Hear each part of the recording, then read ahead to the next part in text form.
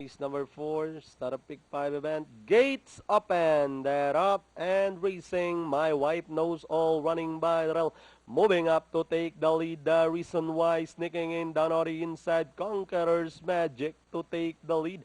Then moving up on the outside is Chichi's Eyes. Running alongside is 2A, My Wife doesn't know. Next in line is Plain and Simple. When it rains, it pours. And Adonis as they round at the last 450. Conqueror's Magic now leading the field.